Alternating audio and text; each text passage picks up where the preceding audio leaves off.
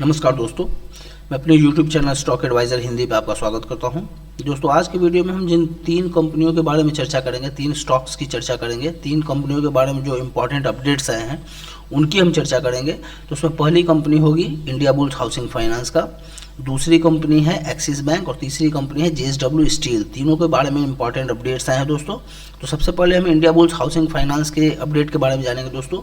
उसमें अपडेट ये है दोस्तों कि हाल फिलहाल में इस कंपनी ने 1000 करोड़ रुपए जो है इकट्ठा करने का एक प्लान बनाया था, और वो NCD यानी नॉन कन्वर्टिबल डिवेंचर्स जो होते हैं, debentures which can not be converted into shares and equity, तो वो जो डिवेंचर्स हैं, नॉन कन्वर्टिबल टाइप के जो डिवेंचर्स हैं, उसके थ्रू ये 1000 करोड़ इकट्ठा करने का इनका वो प्लान है।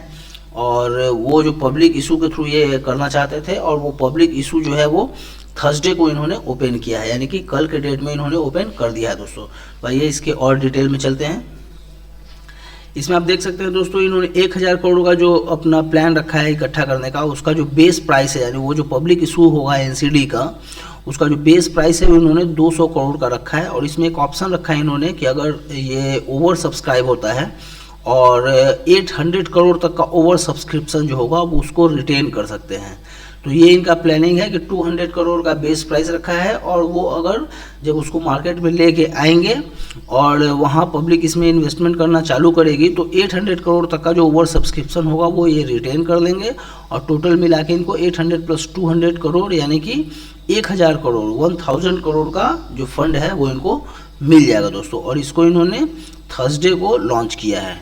आप देख सकते हैं, इसको 9 दिसंबर को इसका जो ओपनिंग डेट होगा और इसका जो क्लोजिंग डेट है वो 20 दिसंबर रखा गया है दोस्तों। इसमें एक और प्रोविज़न रखा गया है कि अगर ये जो टारगेट इनका है 800 करोड़ प्लस जो ओवर सब्सक्रिप्शन का, तो ये टोटल 1000 करोड़ का अगर इनका टारगेट समय से पहले अचीव हो जाता है तो उसको ये पहले भी क्लोज कर देंगे। ये इन्होंने अपना प्रोविज़न उसमें रखा हुआ है। इसमें आप एक और इम्पॉर्टेंट चीज़ है दोस्तों कि इसका जो NCD का जो फेस वैल्यू है वो हर NCD पर NCD 1000 रुपीज़ इन्होंने रखा है।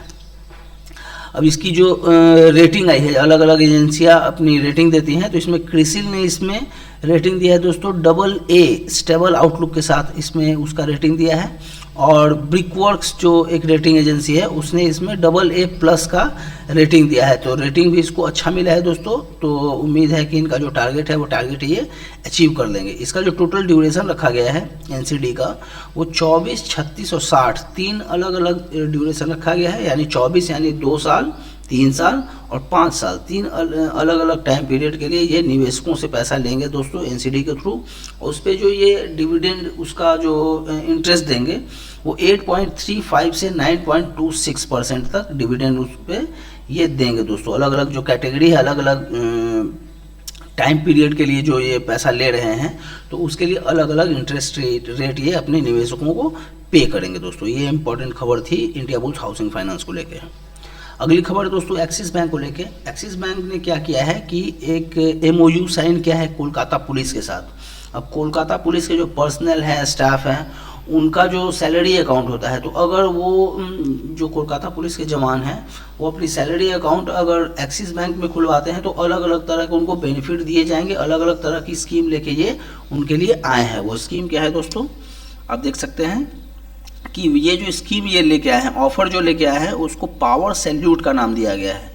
और ये होगा सैलरी अकाउंट जो भी पर्सनल अपना एक्सिस बैंक में खुलवाएंगे उनको डिफरेंट टाइप के बेनिफिट मिलेंगे। जैसे कि पर्सनल एक्सीडेंट का जो बीमा कवर होगा, इंश्योरेंस कवर होगा, वो 30 लाख रुपए तक का इंश्योरेंस कवर उसको मिलेगा।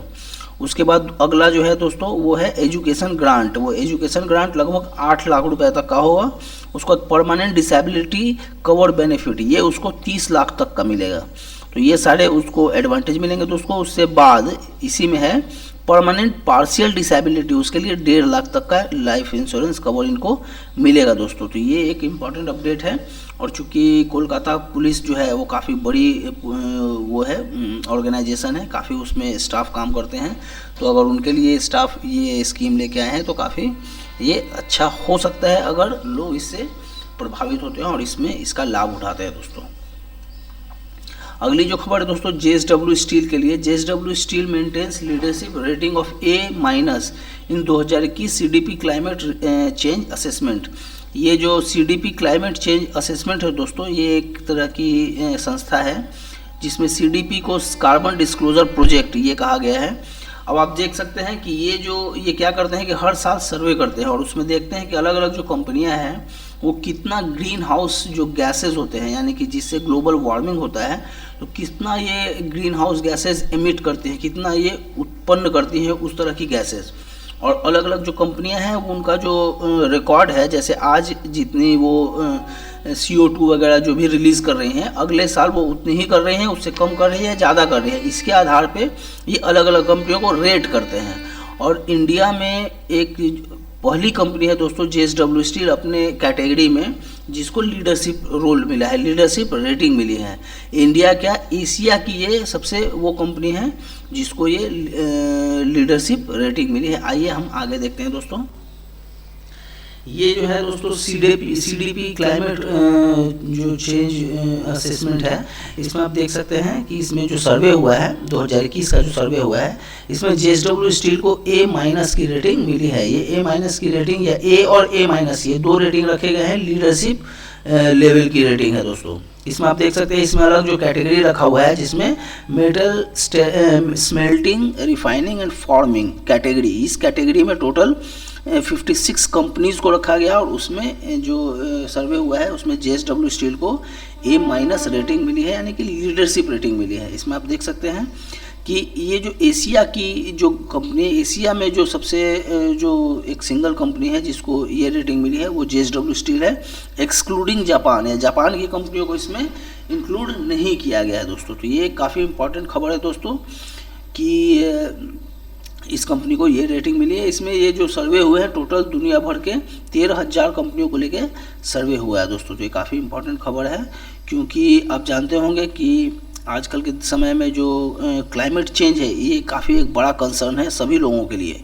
तो ये जो एजेंसी है जो कि इस चीज़ को मेंटेन करती है कि कौन सी जो कंपनी है वो कितना ग्रीन हाउस गैसेस एमिट कर रही है। चूँकि होता क्या है दोस्तों कि FIIs जो होते हैं, FIIs का जो इन्वेस्टमेंट आता है वो ये इस चीज़ को काफ़ी ध्यान रखते हैं कि कौन सी कंपनी का किस तरीके का परफॉर्मेंस है। इस तरह के सर्वे में जो आते हैं उसमें किसको कैसी रेटिंग मिली है और उसी आधार पर वो जो अपना इन्वेस्टमेंट है वो करते हैं। तो ये एक काफ़ी इंपॉर्टेंट खबर है JSW स्टील के लिए दोस्तों। थैंक यू दोस्तों। अगर वीडियो आपको अच्छा लगा हो, इन्फॉर्मेटिव लगा हो, तो काइंडली वीडियो को लाइक करें, चैनल को सब्सक्राइब करें।